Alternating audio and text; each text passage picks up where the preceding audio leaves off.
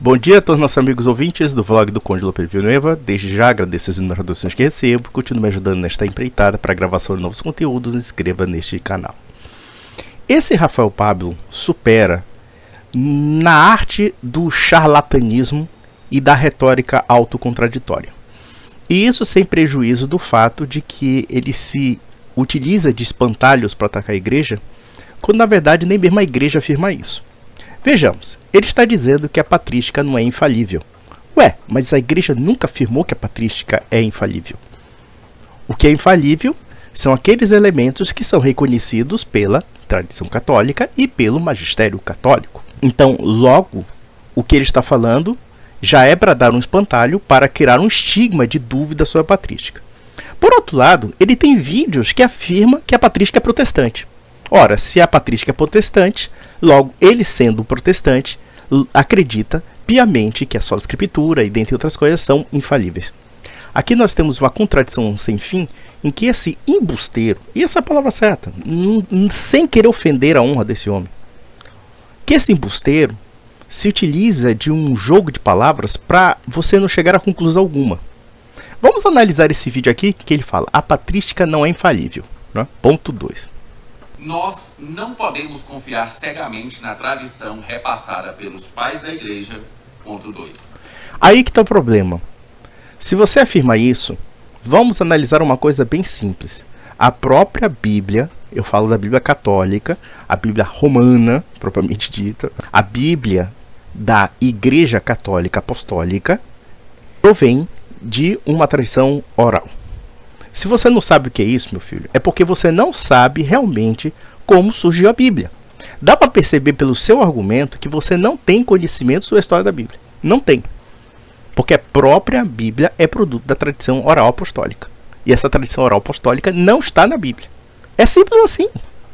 Por que você enrola, joga, faz um jogo de cena para dizer absolutamente nada? Esse cara é um enrolador total. Vamos lá, besteirol. A tradição não era uma coisa padronizada e única como querem fazer parecer. A própria Bíblia também não era até o século IV depois de Cristo. Por exemplo, nós temos talvez o mais antigo cânon que se há notícia, que é o cânon Muratório, o Códex Muratório. No Códex Muratório, que é praticamente do século II ou III, mas acho que é do século II, o Códex Muratório tinha Apocalipse de Pedro, por exemplo. Apocalipse de Pedro, que segundo acho que Eusébio de Cesareia, afirmava claramente não inspirado porque não está na tradição oral. Olha só que coisa interessante, ele coloca a tradição oral como um elemento prenunciador de julgamento de um texto sagrado, de um texto bíblico. Então veja que até o século IV não havia nenhuma Bíblia padronizada, que dirá então você está dizendo que não existe uma tradição padronizada. É claro que dentro da tradição oral você tem certos elementos que podem contaminá-la, tal como também pode contaminar o cânon bíblico. Vejam que nos séculos II e III, da mesma forma que havia uma confusão sobre determinados tipos de tradições que na verdade foram enxertadas e que a igreja depurou, o mesmo se fala dos evangelhos gnósticos. Não havia textos pretensamente cristãos que estavam circulando nas igrejas apostólicas e que se anunciavam como de autoria de Tiago, de Pedro, etc., e que depois foram rejeitados. Então o que você está fazendo é um falso dilema, como sempre você faz. Eu fico muito puto com você porque você é uma pessoa muito desonesta. Ou então você é uma pessoa muito ignorante. Você não tem escapatória. Ou você é muito ignorante de como surge esse desenvolvimento, tanto da doutrina cristã, como da própria tradição, como também você simplesmente não sabe como surge a Bíblia. Até o século IV e V, nós não tínhamos uma noção padronizada. Quando eu digo padronizada aqui, é o seguinte: uma afirmação clara, cristalina, e de textos que seriam considerados inspirados e outros que não são inspirados, ou textos canônicos e não canônicos. Até o século IV, até o desenvolvimento da Bíblia também estava em processo. E quem foi que afirmou que tal tradição não é válida, que tal texto não é válido, sucessivamente? Foi a igreja, foi a autoridade da igreja.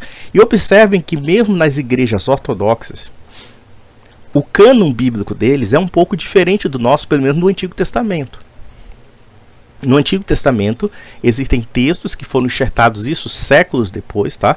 Por exemplo, se não me falha a memória, em algumas igrejas ortodoxas existe a chamada oração de Manassés, que está na Septuaginta, mas não é aceita pela Igreja Católica Romana e pelas igrejas apostólicas romanas que estão alinhadas a Roma. Mas são aceitas pela Igreja Ortodoxa, porque faz parte da tradição particular daquelas igrejas chamadas ortodoxas. Então vejam que a Bíblia de fato obedece a certos elementos da tradição, e não o contrário. A própria formação canônica obedece à tradição, como a própria tradição judaica. A tradição judaica tem um direcionamento diferente da tradição cristã, e assim sucessivamente. Então, oralidade e escritura são elementos uníssonos. E evidentemente, quando nós observamos os padres apostólicos, vamos pegar Irineu de Lyon. Irineu de Lyon afirma claramente que a Igreja de Roma é a igreja que tem que sujeitar as demais como chefia, porque se guarda melhor a quê? A tradição dos apóstolos. É isso que ele fala, Irineu de Lyon do século II. Então veja que quando você diz que a tradição é confusa e a escritura não é confusa, é porque você não estuda realmente a história da escritura. Você não tem a menor ideia do que você está falando. Vamos lá. O livro Sic et Non, do teólogo Pedro Abelardo, faz uma lista dos ensinamentos dos pais da igreja que eram ora contraditórios, ora considerados estranhos às escrituras. Aí logo ele chega à conclusão, evidentemente, que Pedro Abelardo seria um sola scripturístico, um protestante avant la lettre. Para com isso, cara. Para de falar besteira. Para de falar bobagem. O fato de alguém julgar os autores patrísticos e analisá-los segundo a escritura, segundo a tradição, segundo a autoridade da igreja, tá? Isso é uma constante na história da igreja, e também nós temos que entender que é uma opinião particular de Pedro Abelardo. E olha que Pedro Abelardo foi um cara muito criticado e muito combatido, inclusive, por Bernardo de Claraval, que via na lógica de Abelardo um racionalismo extremamente perigoso, que poderia inclusive destruir a fé. Então você querer tirar palpite de um autor católico que criticou um autor patrístico X e fez uma análise de um autor patrístico Y, isso é a coisa mais comum que existe na história da igreja. O que você está falando não é nenhuma novidade. Mas vamos lá, besterol.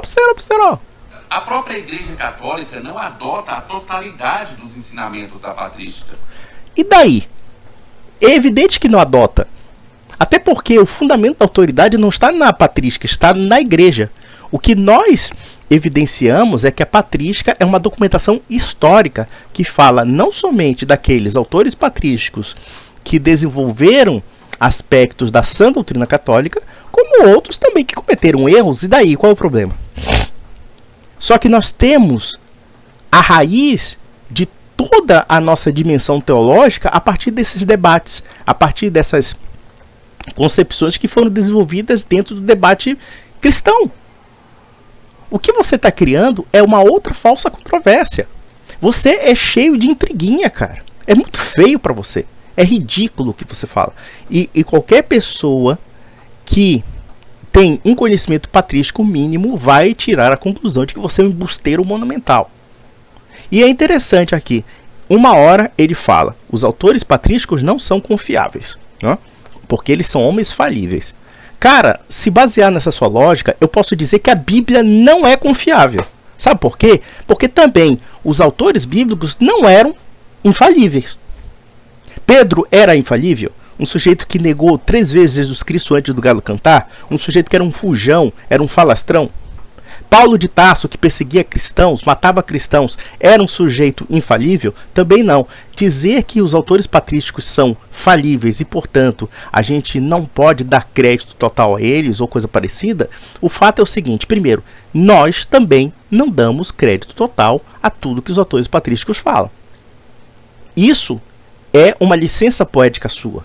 Mas só que existem afirmações da patrística que desenvolveram os conceitos essenciais da fé cristã, dentre os quais a Trindade. A Trindade é um conceito patrístico, e inclusive foi fundamentado por Tertuliano, que depois se tornou um herege, donatista. Eu poderia dizer o seguinte: Antigo e Novo Testamento, isso está na Bíblia? Está na Bíblia, Antigo e Novo Testamento? Não existe esse termo na Bíblia. É um termo criado pela patrística, e em particular por um herege, chamado Marcion. Marcion é que criou a ideia de Antigo Testamento e Novo Testamento. Por quê? Porque ele achava que o texto chamado Antigo não representava o verdadeiro Deus. Ele queria inclusive excluir o Antigo Testamento. Só que a igreja, com a sua sabedoria peculiar, pegou esse termo para falar do quê? Do passado judaico pré-cristão e o advento de Nosso Senhor. E aproveitou esse conceito que foi criado por um herético justamente para criar a subdivisão da Bíblia. E isso está na sua Bíblia, senhor Rafael Pablo? Não está na Bíblia.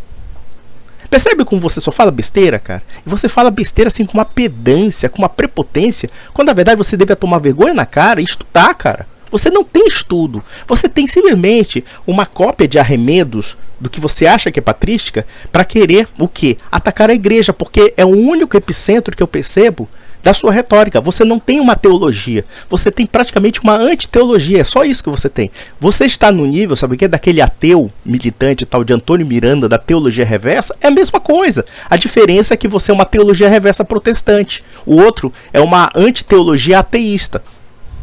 Vamos lá.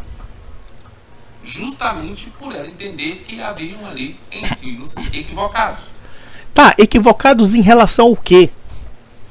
Equivocados em relação àquilo que os bispos entendiam como tradição da igreja.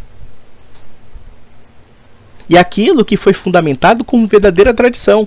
Vamos lá, besterol, besterol. Agora, se um pai da igreja falava determinada coisa sobre um assunto e um outro pai da igreja falava outra coisa sobre esse mesmo assunto, e ambos afirmavam que aquela era a tradição dos apóstolos, qual tradição deveria ser adotada? Aquela que a igreja, como autoridade, afirmava que era a tradição legítima e verdadeira. Simples assim. Da mesma forma, isso se aplica à escritura. Qual escritura nós temos que acreditar como inspiradas? Aquela que a igreja, conforme sua verdadeira tradição, guardava. Se um pai apostólico cometeu um erro em nome da tradição, isso é um problema dele. Porque quem afirmava de uma forma de encerramento, como também baseado num critério de autoridade, era a igreja magíster, através do quê? Do magistério. É por isso que existe o magistério da igreja, meu filho. Para de falar bobagem. Vamos, besterol, besterol, besterol. O resultado é óbvio, é que nós devemos somente confiar naquilo que é efetivamente inspirado, inerrante e infalível. Tá, meu filho, quem é que afirma que a Bíblia é inspirada, inerrante e infalível? Quem é que afirma que tal cano bíblico é inspirado, inerrante e infalível? A mesma autoridade que afirma que certa tradição é inspirada, inerrante e infalível. Chega a ser de uma comicidade extrema o que esse cara fala. Ele é cômico. E ele não se dá conta disso. É isso que se torna mais divertida a situação. Meus amigos, vocês estão percebendo aqui que eu não preciso nem fazer citações patrísticas, não preciso fazer nada. Só para perceber que no conjunto do discurso dele, ele entra em contradição sempre. E como ele tem uma retórica de um palavreado vazio, isso dá para confundir as pessoas. E aquelas pessoas leigas acham que ele é realmente inteligente. Mas me desculpa, Rafael Pablo. Você tem o conde que merece, segundo a sua própria argumentação. Você só fala besteira. Um grande abraço.